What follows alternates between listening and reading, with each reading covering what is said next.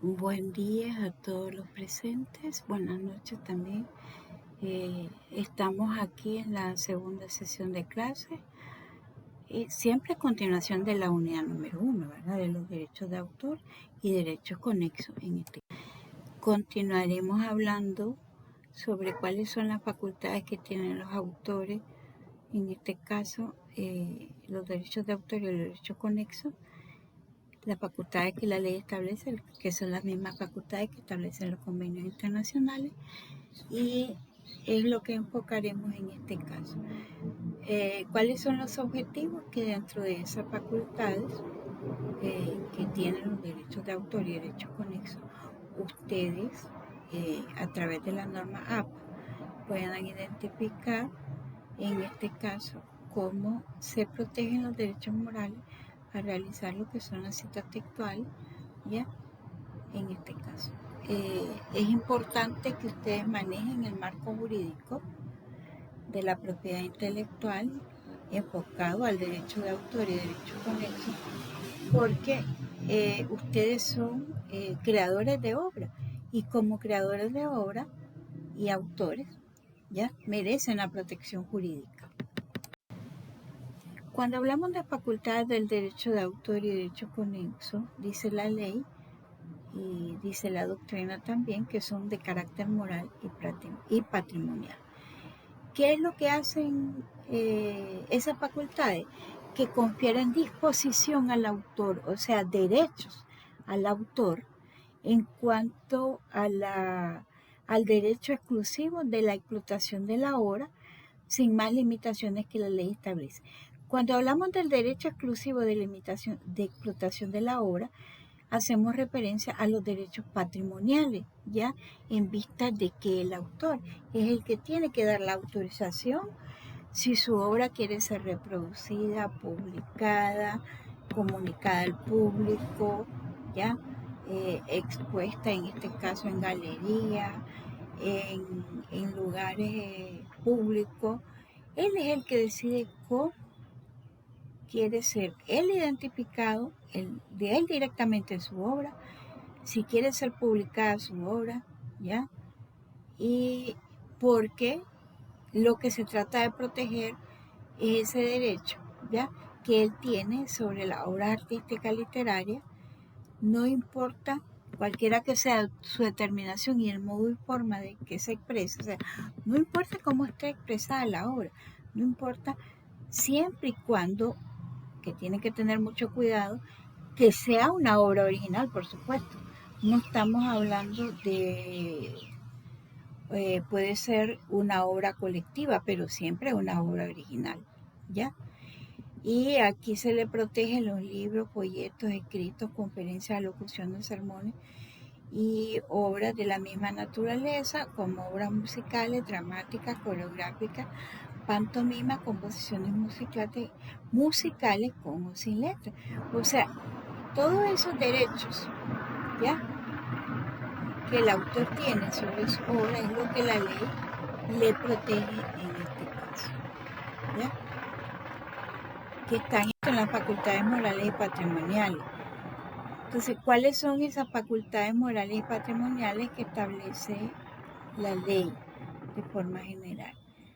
Los derechos morales, estamos hablando de la divulgación, la paternidad, la integridad de la obra, las modificaciones, la retirada de la obra y el acceso a ejemplares únicos. Estos derechos son inalienables, o sea, irrenunciables inclusive.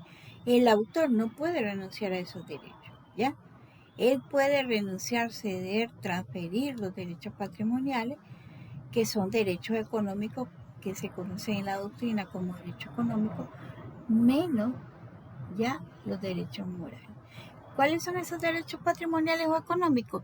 La reproducción de la obra, que es lo que hablábamos de la explotación de la obra, la distribución de la obra, la comunicación pública, la transformación de la obra, por ejemplo, de una obra escrita a una obra audiovisual, la colección de la obra. Esos son derechos que el autor tiene directamente sobre su obra, ¿ya? ¿Qué tenemos aquí? Dice que el título de una obra queda, cuando es original, por supuesto, queda protegida como parte de ella, aún en el caso que la obra se encuentre en dominio público, como le expresaba anteriormente con la obra de Rubén Darío, ¿ya? Y dentro de esas facultades morales y patrimoniales, vamos a detallar cuáles son esas facultades morales. Habíamos hablado de la paternidad. ¿Qué es lo que se le conoce a la paternidad de la obra? ¿Ya? Es el derecho que hace reconocido, digamos, que él es el autor de la obra, ¿ya? Que se le debe poner su nombre como él quiera, es nombre, sobrenombre, autor anónimo, ¿ya? Como él indique, ser identificado en la obra, ¿ya? En todos los ejemplares de su obra, ¿ya? Y en relación, esto es, con cualquier uso público de la obra. O sea que cuando uno hace uso público de una obra protegida, uno debe mencionar en su alocución quién es el autor de esa obra a la cual uno está citando, ¿verdad? Derecho a la integridad es una facultad que exige que se respete la integridad de la obra. Esto significa que no debe haber deformación, mutilación, cambio, modificación de la obra, ¿ya? Porque esto puede causar perjuicio al honor, legítimo interés o reputación de la obra del mismo autor, ¿ya? Entonces, no le puede otra persona, una editorial, en una galería, una fotografía, no puede alterar, modificar, cambiar, deformar, mutilar la obra, ¿ya? Porque eso causa perjuicio al honor legítimo e interés, reputación del autor, ¿ya? Derecho a la divulgación. Aquí el autor decide de qué forma se va a divulgar, escrita, en medios audiovisuales como la televisión, en el internet, ¿ya? De forma oral, ¿ya? En una locución, en una conferencia. Él decide cómo va a ser divulgada su obra protegida. Derecho al retiro o arrepentimiento. Esto es, por ejemplo, si la obra ya está circulando, él, aún habiendo firmado un contrato, él tiene la opción de pedir que se retiren todos los ejemplares, que no se continúe con la venta de la obra, pero él tiene que indemnizar, ¿ya? En este caso, los derechos conexos a la editorial, por ejemplo, si hablamos de un libro, él tiene que indemnizar a la editorial por el perjuicio que le causa en ese derecho a la explotación de la obra. Derecho a modificarla. Esto tiene que ver con los derechos adquiridos por terceros. O sea, si él ya dio el permiso para que la obra se publicara bajo la estructura inicial, entonces, si eso va a perjudicar al tercero, no es que va a perjudicar, perdón, si él ya firmó un documento donde él concedió esos derechos patrimoniales a ese tercero, ¿ya? Entonces, el hecho de modificarla puede, en este caso, perjudicar al tercero y tiene que ver, para poderla modificarla, tiene que respetar el contrato original, ¿ya? Cuando hablamos de los derechos patrimoniales, que es lo que les decía previamente, que son que se pueden ceder, regalar, transferir, heredar, en este caso, eso tiene que ver con la autorización o prohibición de la explotación de la obra en cualquier forma. ¿Cómo esto es alienable? O sea, el autor puede, es temporal, ¿por qué? Puede regalarlo, venderlo, transferirlo, heredarlo, ¿ya? Y estos derechos patrimoniales hablamos de la reproducción de la obra total o parcial, ¿ya? Esto tiene que ver la autorización por parte del autor de querer el publicar que se reproduzca su obra de forma total, ¿ya? Esto también tiene que ver con esto va a depender, no importa cualquier tipo de soporte, cuando hablamos escrito, un cuadro, una fotografía, una imagen, internet, ¿ya? en un medio audiovisual, ¿ya? Derecho a la transformación de la obra solo el autor. Él, al firmar el contrato, él puede autorizar, por ejemplo, que si era una obra literaria, que se lleve a un medio audiovisual, por ejemplo, al cine, un documental, ¿ya? Por ejemplo, tenemos el caso de La Yuma, que es un documental que se hizo en Nicaragua y es sobre una joven de Nicaragua, ya es una obra que está registrada, la autora, en este caso, es una autora extranjera francesa que vino y la escribió aquí en Nicaragua, estando en Nicaragua, ya. Entonces ella también la registró. Ella concursó con muchos, a nivel internacional con muchos premios, ganó muchos premios y luego en este caso, tuvo un patrocinio para llevarlo a un medio audiovisual, o sea, elaborar un documental en la televisión. Efectivamente, estas personas vinieron a Nicaragua, pidieron la autorización y se hizo la grabación en Nicaragua con artistas nacionales y extranjeros, ¿ya? Igual esa obra está en los medios de internet, ¿ya? Y igual ha tenido premios, ¿ya? Como obra, en este caso, La Yuma, ¿ya? Así se llama la obra. Derecho a la traducción, que es lo que yo les indicaba. Si el autor publica su obra en español, él puede autorizar que esa obra en español sea publicada en inglés, ¿ya? Entonces, en la publicación de la obra en inglés va a aparecer el autor de la obra, ¿ya? Y va a aparecer el traductor como autor de la traducción de la obra. Y va a aparecer la editorial en la cual publicó la obra, ¿ya? Asimismo, también el derecho a la adaptación. La adaptación estamos hablando, por ejemplo, de una obra escrita o una obra audiovisual, ¿ya? Que se puede adaptar. Derecho a la comunicación al público, por ejemplo, las declamaciones que se puedan utilizar, por ejemplo, el poemario Rubén Darío. Ustedes saben que se usan en los colegios, ¿ya?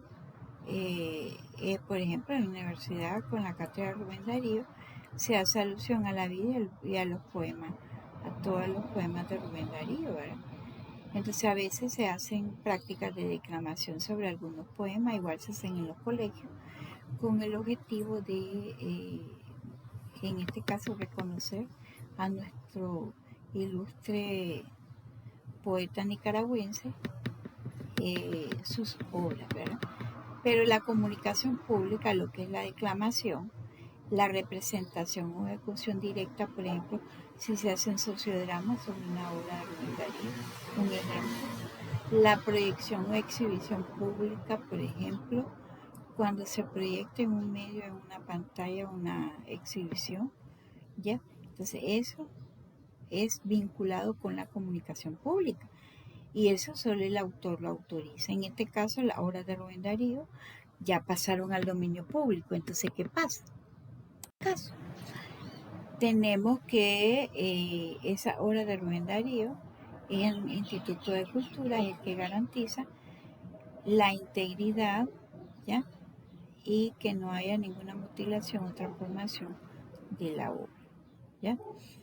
Siempre hablando de la comunicación pública, hablamos también el derecho sobre la transformación digital o análogo. Esto es, por ejemplo, que se suba a las nubes lo que es en el internet, todos los medios inalámbricos, sonido, imagen, palabra, audiovisual, todo ello va vinculado a la comunicación pública. O sea, ¿cuál es el objetivo? Que todos nosotros, como admiradores de las obras de Rubén Darío o de cualquier autor o creador, podamos enriquecer nuestros conocimientos y podamos beneficiarnos de esa obra, ¿ya? Públicamente. Ese acceso público en base de datos informáticos por medio de telecomunicación.